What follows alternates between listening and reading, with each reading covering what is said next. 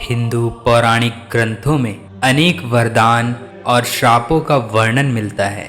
जहाँ तक श्राप का संबंध है, जो हर एक के पीछे कोई कहानी और कारण मिलता है। वरदानों ने जितना घटनाक्रम को संचालित किया, उससे कहीं ज्यादा श्रापों ने भविष्य में होने वाली घटनाओं को संचालित किया। आज हम आपको बताएंगे ऐसे प्रमुख 10 श्रापों के संबंध में जिनकी चर्चा खूब होती है और जिनके कारण इतिहास में घटनाक्रमों की एक श्रृंखला ही निर्मित हो गई है। तो वीडियो शुरू होने से पहले आप सभी से एक अनुरोध है, अगर वीडियो पसंद आए तो वीडियो को लाइक और चैनल को सब्सक्राइब अवश्य करें और बेल आइकन जरूर दबाएं, जिससे आपको ऐसे ही महत्वपूर्ण और रोचक वीडियो की जानकारी मिलती रहे। तो फिर चलिए शुरू करते हैं आज का वीडियो। नंबर 1, नारद का भगवान विष्णु को श्राप। शिव पुराण के अनुसार एक बार श्री लक्ष्मी के स्वयंवर में देवर्षि नारद भी पहुंच गए, क्योंकि वे श्री लक्ष्मी पर मोहित हो गए थे। उसी स्वयंवर में भगवान विष्णु भी पहुंचे, लेकिन उन्होंने देवर्षि नारद का मुंह अपनी माया से वानर के समान कर दिया। नारद को छोड़कर श्री लक्ष्मी ने श्री विष्णु भगवान का वरण कर लिया। जब नारद मुनि को इस बात का पता चला तो वे भगवान विष्णु पर बहुत क्रोधित हुए और उन्होंने भगवान विष्णु को श्राप दिया कि जिस प्रकार तुमने मुझे स्त्री के लिए व्याकुल किया है, उसी प्रकार तुम भी स्त्री विरह का दुख भोगोगे। उन्होंने श्राप के चलते ही भगवान विष्णु को राम अवतार लेना पड़ा और उन्होंने श्राप को पूरा किया, लेकिन राम अवतार में भी उनको एक शाप मिला। नंबर 2, श्री राम को मिला श्राप। श्री राम, जिन्हें भगवान विष्णु का 7वां अवतार माना जाता है, उन्हें एक अप्सरा द्वारा श्राप दिया गया था। वह अप्सरा वाली वानर की पत्नी थी। यह तब की बात है जब सुग्रीव वानर, जो कि श्री राम के प्रिय मित्र थे, उन्होंने भगवान राम से मदद मांगी थी, जिसके चलते सुग्रीव और वाली के बीच युद्ध हुआ, जिसमें भगवान श्री राम के बाण द्वारा वाली की मृत्यु हो गई थी। वाली को छल से मारा गया जानकर उनकी पत्नी तारा ने श्री राम को कोसा और उन्हें एक श्राप दिया। श्राप के अनुसार भगवान श्री राम अपनी पत्नी सीता को पाने के बाद जल्द ही खो देंगे। उसने यह भी कहा कि अगले जन्म में उनकी मृत्यु उसी के पति यानी कि वाली द्वारा की जाएगी। अगले जन्म में भगवान विष्णु ने श्री कृष्ण के रूप में जन्म लिया और उनके इस अवतार का अंत एक शिकारी, जो कि वाली का ही रूप था, उनके द्वारा किया गया था। नंबर 3, गांधारी का श्री कृष्ण को श्राप। महाभारत के युद्ध के बाद जब भगवान श्री कृष्ण गांधारी को सांत्वना देने पहुंचे, तो अपने पुत्रों का विनाश देखकर गांधारी ने श्री कृष्ण को श्राप दे दिया कि जिस प्रकार पांडव और कौरव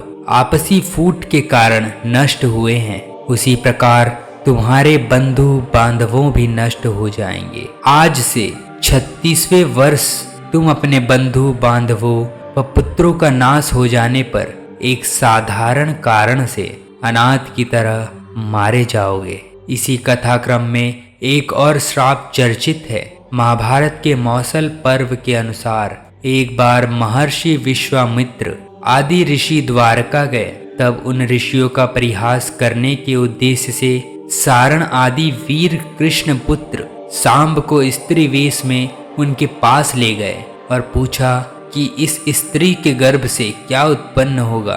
क्रोधित होकर ऋषियों ने श्राप दिया कि श्री कृष्ण का ये पुत्र वृष्णि और अंधक वंशी पुरुषों का नाश करने के लिए लोहे का एक भयंकर मूसल उत्पन्न करेगा, जिसके द्वारा समस्त कृष्ण कुल का नाश हो जाएगा। नंबर 4, शुक्राचार्य का राजा ययाति को श्राप। महाभारत के एक प्रसंग के अनुसार राजा ययाति का विवाह शुक्राचार्य की पुत्री देवयानी के साथ हुआ था।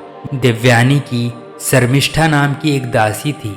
एक बार जब ययाति और देवयानी बगीचे में घूम रहे थे, तब उसे पता चला कि शर्मिष्ठा के पुत्रों के पिता भी राजा ययाति ही हैं। तो वह क्रोधित होकर अपने पिता शुक्राचार्य के पास चली गई और उन्हें पूरी बात बता दी। तब दैत्य गुरु शुक्राचार्य ने ययाति को तत्काल ही बूढ़े होने का श्राप दे दिया था। बुढ़ापे में अब मृत्यु का डर सताने लगा तो उन्होंने अपने पुत्रों से उनकी उम्र मांगी। यदु को छोड़कर सभी ने अपनी अपनी कुछ उम्र पिता को दे दी। यदु के नहीं देने पर उसे श्राप मिला। नंबर 5, कद्रु का अपने पुत्रों को श्राप। महाभारत के अनुसार ऋषि कश्यप की कद्रु व विंता नाम की 2 पत्नियां थी। कद्रु सर्पों की माता थी व विंता गरुड़ की। एक बार कद्रु व विंता ने एक सफेद रंग का घोड़ा देखा और शर्त लगाई। विंता ने कहा कि ये घोड़ा पूरी तरह सफेद है और कद्रु ने कहा कि घोड़ा तो सफेद है लेकिन इसकी पूंछ काली है। कद्रु ने अपनी बात को सही साबित करने के लिए अपने सर्प पुत्रों से कहा कि तुम सभी सूक्ष्म रूप में जाकर घोड़े की पूंछ से चिपक जाओ जिससे उसकी पूंछ काली दिखाई दे और शर्त मैं जीत जाऊं। कुछ सर्पों ने कद्रु की बात नहीं मानी। तब कद्रु ने अपने पुत्रों को श्राप दिया कि तुम सभी जन्मजेय के सर्प यज्ञ में भस्म हो जाओगे। नंबर 6, नंदी का रावण को श्राप। वाल्मीकि रामायण के अनुसार एक बार रावण भगवान शंकर से मिलने कैलाश गया। वहां उसने नंदी जी को देखकर उनके स्वरूप की हंसी उड़ाई और उन्हें वानर के समान मुख वाला कहा। तब नंदी जी ने रावण को श्राप दिया कि वानरों के कारण ही तेरा सर्वनाश होगा। नंबर 7, तुलसी का भगवान विष्णु को श्राप। शिव पुराण के अनुसार तुलसी पतिव्रता थी जिसके कारण देवता भी शंखचूड़ का वध करने में असमर्थ थे।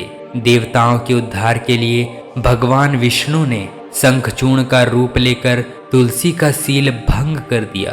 तब भगवान शंकर ने शंखचूर्ण का वध कर दिया। यह बात जब तुलसी को पता चली तो उसने भगवान विष्णु को पत्थर हो जाने का श्राप दिया। इसी श्राप के कारण भगवान विष्णु जी की पूजा शालिग्राम शिला के रूप में की जाती है। नंबर 8, श्रृंग ऋषि का परीक्षित को श्राप। पांडवों के स्वर्गारोहण के बाद अभिमन्यु के पुत्र परीक्षित ने शासन किया।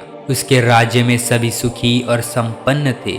एक बार राजा परीक्षित शिकार खेलते खेलते बहुत दूर निकल गए। तब उन्हें वहां मौन अवस्था में शमिक नाम के एक ऋषि दिखाई दिए। राजा परीक्षित ने उनसे बात करनी चाहिए लेकिन मौन और ध्यान में होने के कारण ऋषि ने कोई जवाब नहीं दिया। यह देखकर परीक्षित बहुत क्रोधित हुए और उन्होंने एक मरा हुआ सांप उठाकर ऋषि के गले में डाल दिया। यह बात जब शमिक ऋषि के पुत्र श्रृंगी को पता चली तो उन्होंने श्राप दिया कि आज से 7 दिन बाद तक्षक नाग राजा परीक्षित को डस लेंगे जिससे उनकी मृत्यु हो जाएगी। नंबर 9, महर्षि वशिष्ठ का वशुओं को श्राप। महाभारत के अनुसार भीष्म पितामह पूर्व जन्म में 8 वशुओं में से एक थे।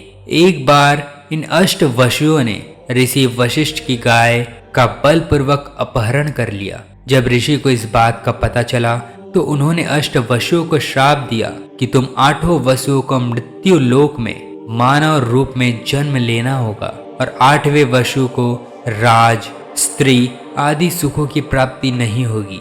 यही 8वें वशु भीष्म पितामह थे। नंबर 10, ब्राह्मण दंपत्ति का राजा दशरथ को श्राप। वाल्मीकि रामायण के अनुसार एक बार जब राजा दशरथ शिकार करने वन में गए तो गलती से उन्होंने एक पितृ मात्र भक्त श्रवण कुमार का वध कर दिया। उस श्रवण कुमार के माता पिता अंधे थे। जब उन्हें अपने पुत्र की मृत्यु का समाचार मिला तो उन्होंने राजा दशरथ को श्राप दिया कि जिस प्रकार हम पुत्र वियोग में अपने प्राणों का त्याग कर रहे हैं उसी प्रकार तुम्हारी मृत्यु भी पुत्र वियोग के कारण ही होगी। नंबर 11, श्री कृष्ण का अश्वत्थामा को श्राप।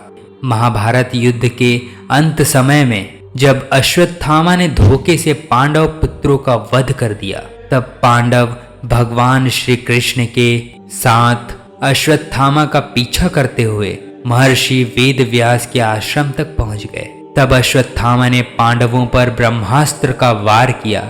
ये देख अर्जुन ने भी अपना ब्रह्मास्त्र छोड़ा।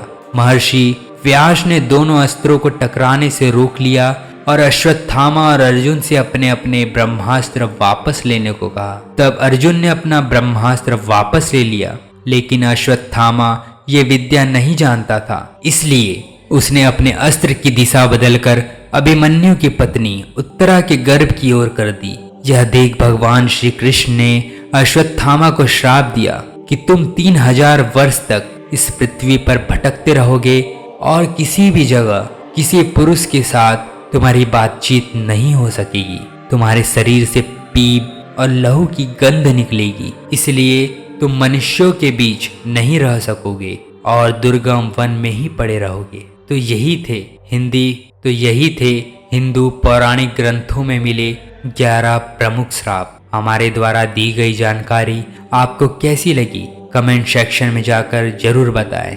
आपका हर कमेंट हमारे लिए बहुत महत्वपूर्ण है। मिलते हैं एक और नए वीडियो के साथ, तब तक के लिए बी सेफ। जय हिंद, धन्यवाद।